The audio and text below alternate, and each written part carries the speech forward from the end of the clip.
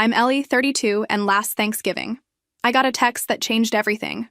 Party's canceled for you, but your sister married well and deserves to be here. My dad's follow-up was even better.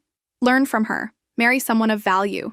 Sitting in my Seattle penthouse, reading those words while my housekeeper arranged imported orchids in crystal vases, I almost laughed. Almost. The irony was so thick you could cut it with my Platinum Amex. But let me back up to show you exactly how we got to this delicious moment of family dysfunction. Where are you watching from today?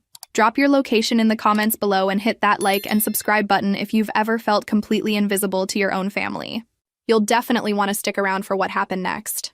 Growing up as the Bennett family disappointment was like being the understudy in your own life. Sarah, my younger sister, got the spotlight while I got the leftovers. She was the pretty one, the charming one, the one who married well and made our parents proud.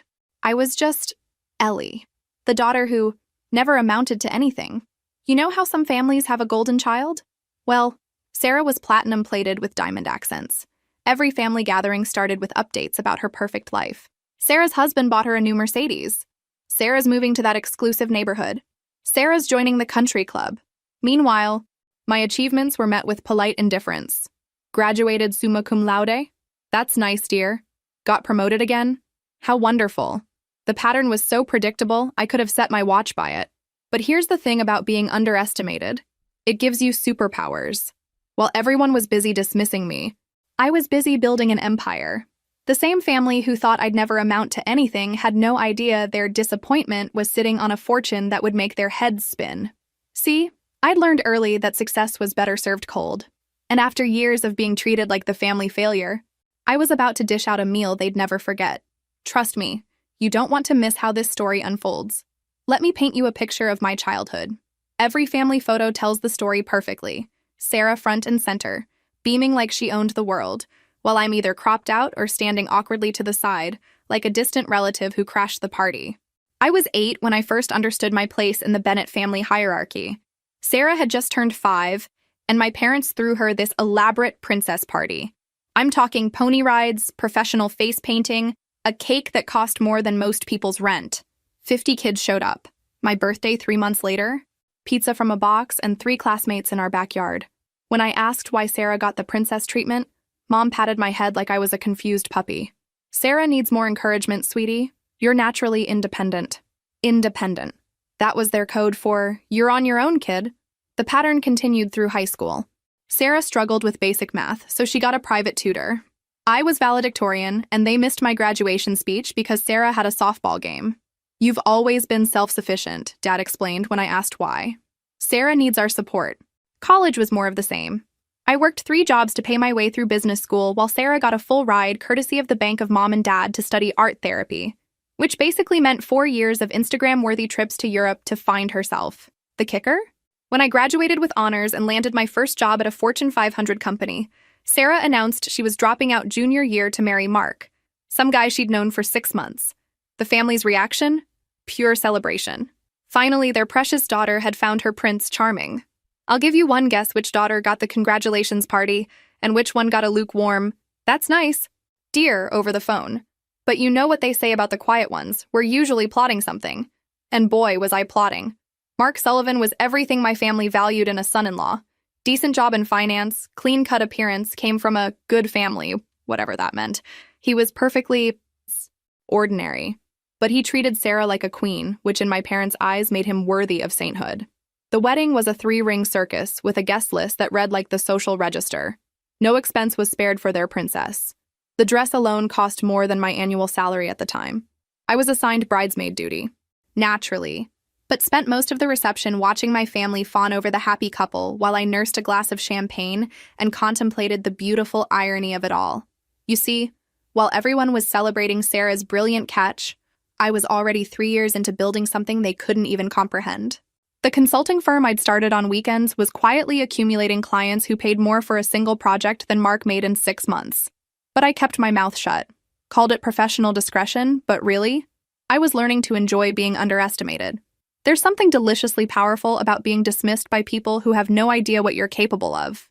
After the wedding, the family dynamic shifted into overdrive. Sunday dinners became Sarah Appreciation Society meetings. Every conversation revolved around her new house, her new furniture, her new life as a proper married woman. I'd sit there eating mom's pot roast, listening to them dissect Sarah's latest social media posts, like they were analyzing scripture. Did you see the photos from their wine tasting weekend? Mom would gush. Mark is so generous. Dad would add approvingly. Sarah really chose well. The subtext was always there, hanging in the air like expensive perfume. Why can't you be more like your sister? I'd smile, nod, and mentally calculate the revenue from my latest corporate acquisition. Because while they were busy praising Sarah's choice in men, I was making choices that would change everything. I just wasn't ready to show my cards yet. Sometimes the best revenge is patience. And trust me, mine was about to pay off spectacularly. The reason I kept my success under wraps has everything to do with a lesson I learned the hard way about 5 years ago. His name was David Chen, and he was everything a woman thinks she wants. Charming, attentive, and completely fascinated by my mind. Or so I thought. We met at a networking event where I was speaking about emerging market strategies. David approached me afterward with intelligent questions and genuine interest in my work. For 6 months, he was the perfect boyfriend. Flowers, thoughtful texts, weekend getaways to his family's lake house. The romance ended abruptly when I overheard him on a phone call with his brother. Trust me, Ellie's company is worth millions. Once we're married, I'll have access to everything. She's so focused on business, she'll never see it coming. That night, I confronted him. David's mask slipped completely. Come on, Ellie. Did you really think someone like me would be interested in someone like you for your personality? He gestured dismissively at my appearance. You're nice enough, but let's be realistic about what you bring to the table. The breakup was swift and surgical. David found himself mysteriously unable to secure financing for his startup, his references suddenly unavailable, his professional network eerily silent. Funny how that works when you're a nobody trying to scam somebody with actual influence. That's when I made the decision to go underground with my success. I kept the modest apartment, drove a 5-year-old Honda, and dressed down for family gatherings. Let them think I was still struggling while I built my empire in shadows. The strategy worked perfectly. No more fortune hunters, no more fake friends trying to get close to my wallet. Even my own family continued treating me like the poor relation, while I quietly acquired companies and built wealth they couldn't imagine. I learned to find genuine pleasure in their dismissal.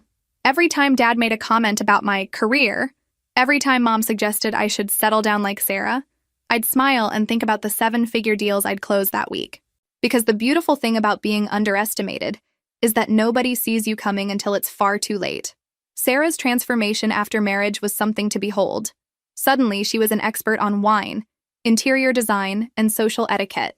Her Instagram feed became a carefully curated display of upper-middle-class perfection, farmers' market hauls, couples' spa weekends, and artfully arranged coffee cups with inspirational quotes about loving your life. The family ate it up with a spoon. Sarah's really blossomed, Mom would say during our monthly coffee dates. Marriage agrees with her. Mark brings out her sophisticated side. I'd nod and sip my latte, mentally reviewing the acquisition proposal I'd received that morning from a tech startup begging me to buy them out. But sure, Mom, let's talk about Sarah's sophisticated side and her newfound appreciation for organic kale. The contrast between their perception of our lives and reality was so stark, it stopped being painful and started being entertaining. They'd celebrate Sarah's new throw pillows while I signed contracts worth more than their house. They'd praise Mark's promotion to senior analyst while I decided whether to expand my operations to Europe or Asia first. The funniest part? Mark worked in finance, but he was strictly small potatoes corporate stuff. Decent salary, solid benefits, respectable career track.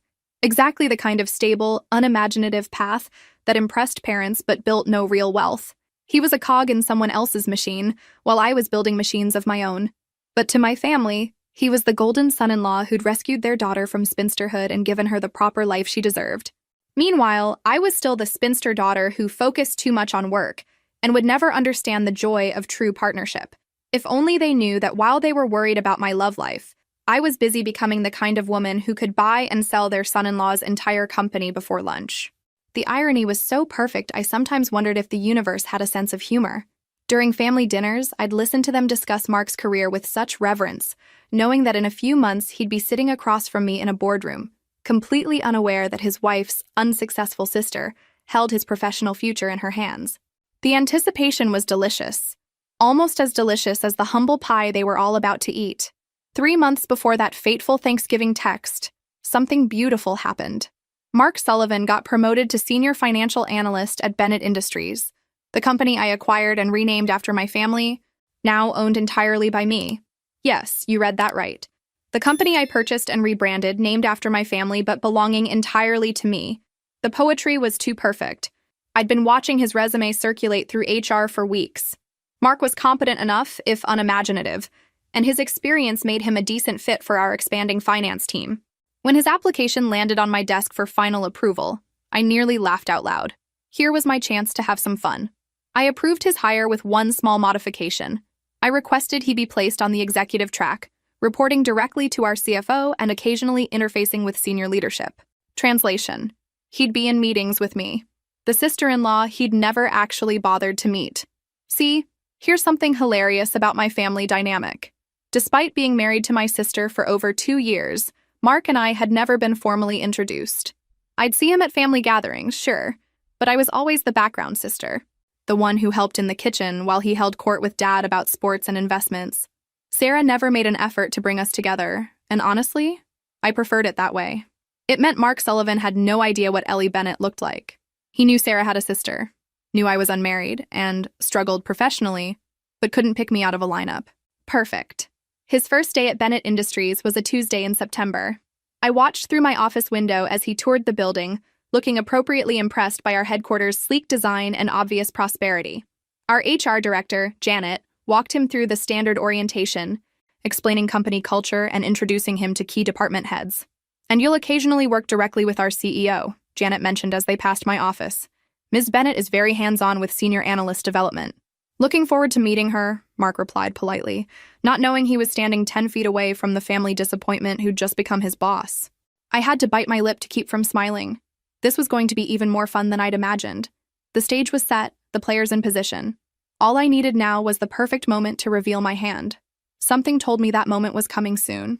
2 months into Mark's tenure at Bennett Industries, Janet from HR called him with news that would change everything. He'd been selected for the quarterly leadership summit, an exclusive meeting with senior executives and the CEO herself. This is a huge opportunity, Mark, Janet explained over the phone. Ms. Bennett specifically requested you be included. She's been impressed with your quarterly projections. Mark nearly dropped his coffee. A personal request from the CEO?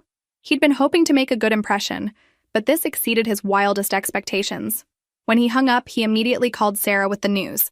"That's wonderful, honey," Sarah said, though her voice carried that distracted tone she got when scrolling through social media. "When is it?" "Next Friday. It's a formal presentation to the executive board, followed by a dinner reception. Family members are invited to the reception portion." He paused, excitement building. "Sarah, this could be my shot at fast-tracking to management level." For the first time, Sarah sounded genuinely interested. Family members? So I'll finally get to meet this mysterious CEO who's been giving my husband all these opportunities? Apparently so. Her name's Ellie Bennett. Any relation to you with that last name? Mark asked casually. The line went quiet for so long Mark thought they'd been disconnected. "Sarah? You there?" "Yes, Bennett is a common name, Mark. Probably just coincidence." But something in her tone suggested otherwise. "What do you think will happen when family secrets start unraveling in corporate boardrooms?" The tension is about to reach its breaking point. That evening, Mark brought home the official invitation, printed on heavy cardstock with the Bennett Industries logo embossed in gold. Sarah examined it like it might bite her, her face growing paler as she read. "Executive Leadership Summit with CEO Ellie Bennett," she read aloud. "Mark, we need to talk. Is everything okay? You've been acting strange since I mentioned her name." Sarah set the invitation on their kitchen counter and took a deep breath. "Ellie Bennett is my sister." Mark stared at her. "Your sister? The one who never comes to family events? The one your parents say is struggling professionally?" "Yes." Sarah's voice carried an edge of irritation. "Look, we don't really talk about Ellie much because there's nothing to talk about. She's never made anything of herself. But Sarah, she's the CEO of a major corporation. My boss. This doesn't make sense. Maybe there's been some mistake. Maybe it's a different Ellie Bennett." But even as she said it, Sarah didn't sound convinced. Mark pulled out his laptop and navigated to the company website. The executive page featured professional headshots of the leadership team, but the CEO's photo was notably absent, just a silhouette placeholder with E. Bennett, Chief Executive Officer, underneath. "She must be very private," Mark murmured. "In all the company materials, she's just referred to as Ms. Bennett or E. Bennett. I've never even seen a photo." Sarah's phone buzzed with a text from their mother. "Speaking of Ellie," she said with forced casualness, "Mom wants to know if we're coming to Sunday dinner this week. She's making her famous pot roast." "We should ask your parents about this Bennett Industries thing," Mark suggested. "No." Sarah's response was sharp enough that Mark looked up from his laptop. "I mean, why complicate things? If it's really my sister, which I doubt, we'll find out Friday. No point getting everyone worked up over nothing." But Mark could see the wheels turning in his wife's head. For the first time since he'd known her, Sarah looked genuinely worried about her sister. The question was why. The week leading up to the summit crawled by like a guilty conscience. Mark threw himself into preparation, rehearsing his presentation until Sarah threatened to hide his laptop. He'd been asked to present a strategic analysis of market trends affecting the company's expansion plans, essentially a test of whether he could think beyond basic number crunching. Meanwhile, Sarah grew increasingly agitated. She snapped at the grocery store clerk, obsessed over her outfit choices for the reception, and called in sick to her part-time job at the art gallery twice. When Mark asked what was bothering her, she claimed pre-event jitters. "I just want to make a good impression on your colleagues," she said, which was the first lie she'd told him since their wedding day. On Thursday night, Sarah finally cracked. "Mark, if this CEO really is my sister, you cannot mention our family situation to her." "What family situation?" The way things are between us. Ellie's always been sensitive about feeling excluded. If you bring up family dynamics, she might take it out on your career." Mark set down his tablet. "Sarah, are you saying your sister would sabotage my job over personal issues?"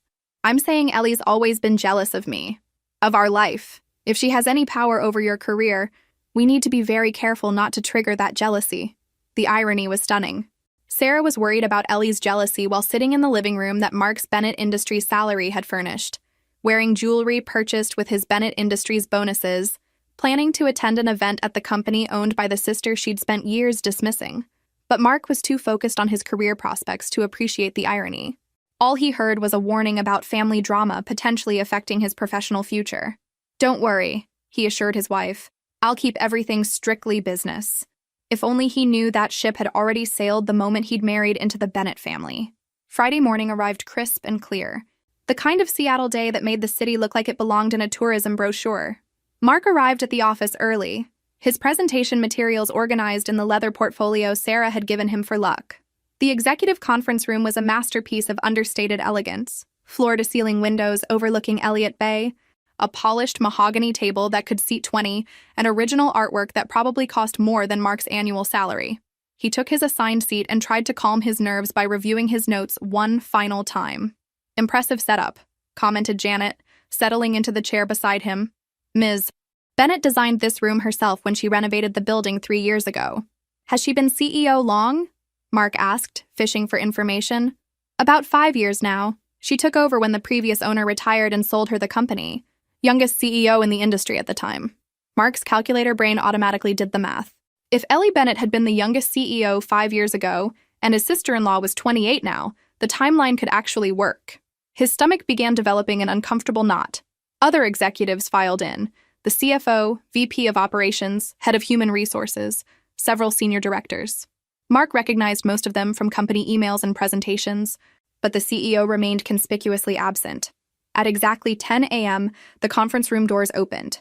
Ellie Bennett entered with the kind of presence that commanded immediate attention. She wore a perfectly tailored navy suit that probably cost more than Mark's car. Her dark hair pulled back in an elegant chignon that revealed diamond earrings catching the morning light. She moved with the confident stride of someone who owned not just the room but the entire building. Mark's breath caught in his throat. He'd seen this woman before. Sunday dinners, family gatherings, always in the background, always dressed down, always dismissed by his wife's family as the daughter who'd never achieved anything meaningful. "Good morning, everyone," Ellie said, her voice carrying the warm authority of someone completely comfortable with power. "Thank you for joining me for our quarterly leadership summit." Her eyes swept the room, professional and composed, until they landed on Mark. For just a moment, something flickered across her expression. Amusement? Perhaps? Or satisfaction? She knew exactly who he was. And now, finally, he knew exactly who she was. "Let me start by introducing our newest team member," Ellie continued smoothly, as if she hadn't just turned Mark's world upside down. "Mark Sullivan joined our finance team 2 months ago and has already made significant contributions to our quarterly analysis." Mark managed to stand when she gestured to him. though his legs felt like they belonged to someone else. Around the table, senior executives nodded approvingly. He was being recognized by the CEO in front of the company's leadership team, a career-defining moment that should have thrilled him. Instead, all he could think about was every dismissive comment his wife and in-laws had made about Ellie over the past 2 years. "Mark, would you like to present your market analysis?" Ellie asked, settling into her chair at the head of the table with the graceful composure of someone who'd never doubted her place in the world. Somehow, Mark found his voice and delivered his presentation.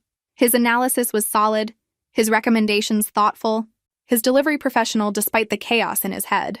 When he finished, the room erupted in polite applause.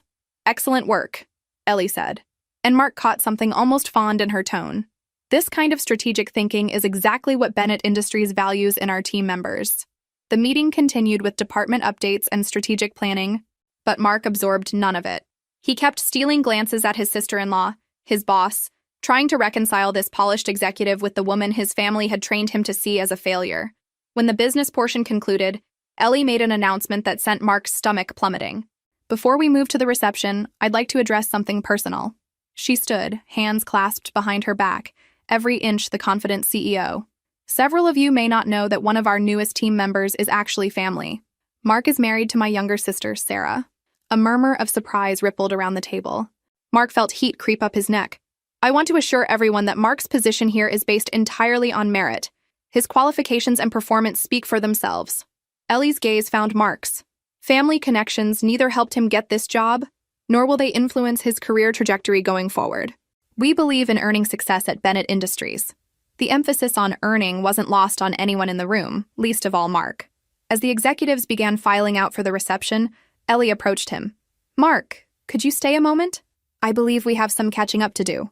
When the conference room emptied, leaving just Mark and Ellie facing each other across the polished mahogany table, the silence stretched like a held breath. Through the floor-to-ceiling windows, Seattle's skyline glittered in the afternoon sun. But Mark's attention was entirely focused on the woman who'd just revealed herself to be everything his family claimed she wasn't. "I suppose you have questions," Ellie said, moving to the credenza where bottles of water sat in precise rows. "A few thousand," Mark admitted, "starting with why you never corrected us. About who you are, what you've accomplished." Ellie handed him a water bottle, her expression thoughtful. "When was I supposed to do that?" "Exactly? At the family dinners where I helped serve food while you and my father discussed investments? During the holiday gatherings where Sarah showcased her latest purchases while everyone praised your provision for her?" Mark winced. "We never gave you the chance." "No, you didn't. But that taught me something valuable about people. They see what they expect to see.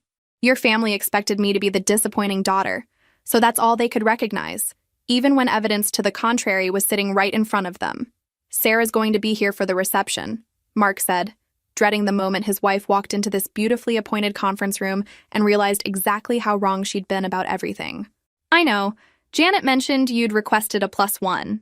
Ellie settled into her chair, completely at ease with the situation that had Mark's palms sweating. This should be interesting. A knock at the door interrupted them. Janet peeked in. "Ms. Bennett, the reception guests are arriving." "Thank you. We'll be right there." As they walked toward the executive dining room where the reception was being held, Mark struggled to process the complete reversal of everything he thought he knew. The sister his family pitied owned the company that paid his salary. The woman they'd dismissed as a failure had just given him career opportunities he'd never dreamed of accessing. The executive dining room was even more impressive than the conference room, with panoramic views of Elliott Bay and elegant table settings that spoke of understated luxury. About 30 people mingled with cocktails. Executives, senior staff, and their spouses. Mark spotted Sarah immediately. She stood near the windows, looking stunning in the black cocktail dress she'd spent a week choosing. But as her eyes found his across the room, then shifted to see Ellie beside him, her face transformed from social smile to shocked recognition.